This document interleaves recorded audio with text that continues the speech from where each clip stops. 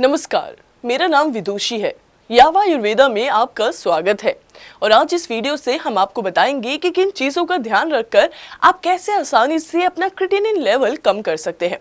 बढ़ते हुए क्रिएटिनिन से हर एक किडनी पेशेंट डरता है, क्योंकि आपको ये नहीं पता कि क्रिएटिनिन कैसे बनता है, कहाँ बनता है, किस वजह से लेवल बढ़ रहा है और क्यों।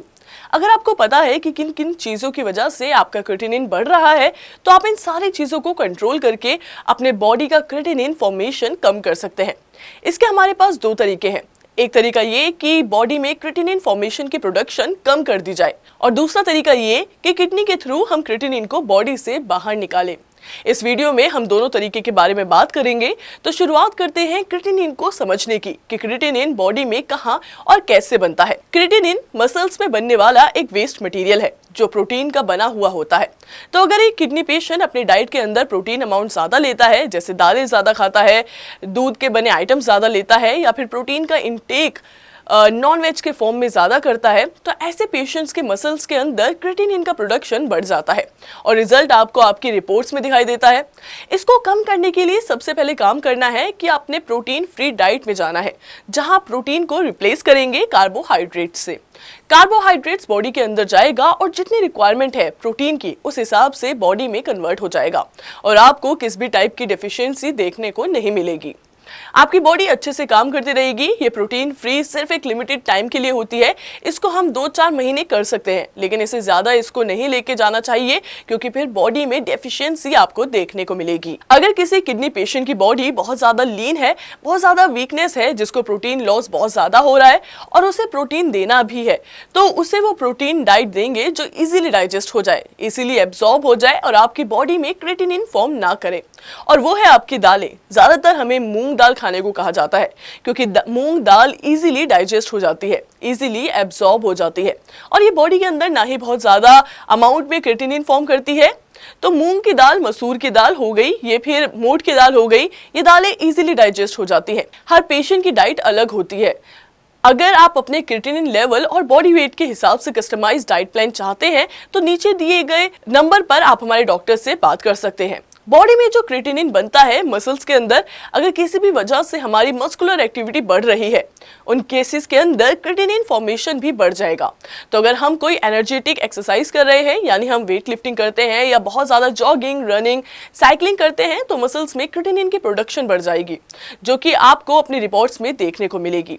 इसीलिए किडनी पेशेंट किसी भी टाइप की एनर्जेटिक एक्सरसाइज को इग्नोर करें, लेकिन फिर भी आपको एक्सरसाइज करना है तो आप इसके बदले ब्रीथिंग एक्सरसाइज कर सकते, जैसे अनुलोम विलोम, प्राणायाम, कपालभाति। इनका फायदा किडनी पेशेंट्स के अंदर देखने को मिलता है। जब भी आप डीप ब्रीथिंग या अनुलोम विलोम करते हैं, तो आपके ब्लड के अंदर ऑक्सीजन सैचुरेशन बढ़ जाता है। ये ऑक्सीजन की मात्रा जो आपकी ब्लड में बढ़ रही है, ये आपको हेल्प करती है आपकी बॉडी के अंदर वेस्ट मटेरियल को बर्न डाउन करने में। या फिर अगर कोई मस्कुलर एक्टिविटी करनी है, तो उसके अंदर आप कर सकते हैं योगा, क्योंकि योगा जब भी आप करेंगे तो डीप ब्रीथिंग होगी और साथ ही आपकी मसल्स भी स्ट्रेच हो जाएंगी। मगर बॉडी के अंदर क्रिएटिनिन की फॉर्मेशन नहीं बढ़ेगी, तो इस चीज को बहुत ज्यादा अच्छे तरीके से समझने की जरूरत है। अब बात करें फीवर की, तो फीवर एक ऐसी चीज है जिसकी वजह से हमारी मसल्स में, बॉडी में थकावट होना शुरू हो जाता है। और जब भी किसी किडनी पेशेंट को फीवर आता है, तो उसका क्रिएटिनिन एकदम इंक्रीज हो जाता है।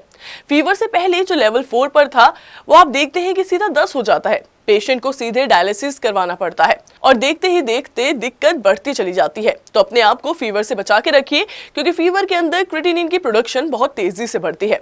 अब यहीं पर हम बात करें सर्दियों यानी कि कोल्ड क्लाइमेट की, तो एक किडनी पेशेंट के अंदर कोल्ड इंटॉलरेंस बहुत कम होता है कि फैन चल रहा है, उनको ठंड लग रही है, एसी उनको बर्दाश्त नहीं होता है, कब कभी छुटनी शुरू हो जाती है, शिवर करने लग जाते हैं। तो शिवरिंग की वजह से बॉडी के अंदर क्रिएटिनिन की प्रोडक्शन बढ़ जाती है। तो ऐसे पेशेंट्स को हम यही सजेस्ट करते हैं कि अपने आप को जितना हो सके कोल्ड क्लाइमेट से बचाएं और अपनी बॉडी को वार्म रखें।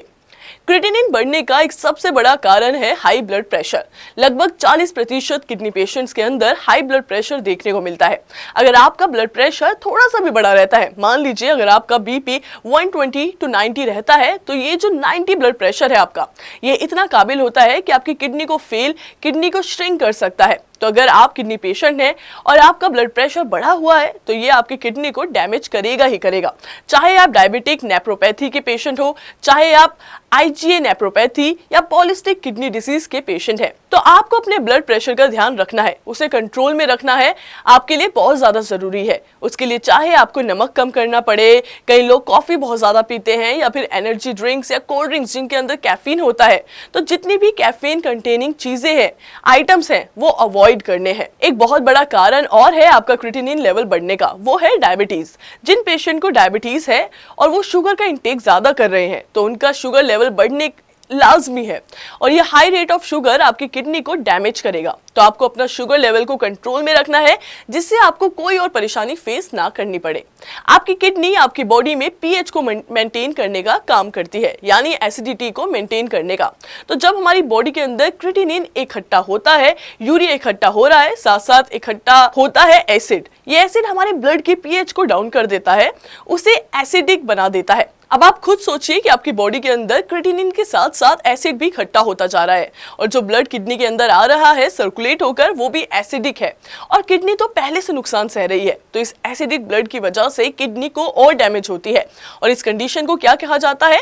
मेटाबॉलिक एसिडोसिस, यानी बॉडी के अंदर एसिडिक एनवायरनमेंट तैयार होना, जिसकी वजह से किडनी और तेजी से खराब होने लग जाती है। इसी वजह से जैसे ही आपका लेवल 3, 4, 5 को क्रॉस करता है, आपका लेवल तेजी से बढ़ना शुरू हो जाता है, क्योंकि बॉडी के अंदर मेटाबॉलिक एसिडोसिस स्टार्ट हो जाता है। अब सवाल ये उठता है कि इसको कैसे कंट्रोल कर सकते हैं, क्योंकि ये एसिड है और ये किडनी के थ्रू बाहर नहीं जा सकता। क्योंकि किडनी कम काम कर रही है, तो हमारे पास इकलौता रास्ता है इस एसिड को बॉडी के अंदर ही न्यूट्रलाइज कर दे बाइकार्बोनेट से, क्योंकि बाइकार्बोनेट बफर की तरह काम करता है, यानी वो एसिड को न्यूट्रलाइज कर देता है और ये बफर है सोडियम बाइकार्बोनेट। नॉर्मली अगर आपकी मेडिसिन चल रही है, उसके अंदर नोडोसिस, सर्बोसिस चल रही है, तो वो इसी पर्पस के लिए चल रही होती है कि बॉडी के अंदर मेटाबॉलिक एसिडोसिस ना हो। और जिन पेशेंट्स की मेडिसिन के अंदर सोडियम बाइकार्बोनेट नहीं चल रहा है, उनको चलाने की जरूरत होती है। हो सकता है आपका लेवल कम हो, आपके डॉक्टर्स ने जरूरी ना समझा हो, लेकिन आपके लिए कम अमाउंट के अंदर सोडियम बाइकार्बोनेट लेना या बेकिंग सोडा लेना बहुत जरूरी है। तो ये छोटी छोटी चीजों का आपको ध्यान रखना होता है और अपना क्रिएटिनिन लेवल बढ़ने से आप बचा सकते हैं। तो मैं उम्मीद करती हूँ इन चीजों का आप ध्यान रखेंगे। किडनी के बारे में अगर मन में कोई भी सवाल है, तो यावा आयुर्वेदा के डॉक्टर्स की टीम हमेशा अवेलेबल है, आप उनसे नीचे दिए गए नंबर पर बात कर सकते हैं। इसी के साथ मैं विदा लेती हूँ, जल्दी मिलेंगे हमारी अगली वीडियो में। तब तक के लिए आप सब अपना ख्याल रखिए, स्वस्थ रहिए और खुश रहिए। नमस्कार।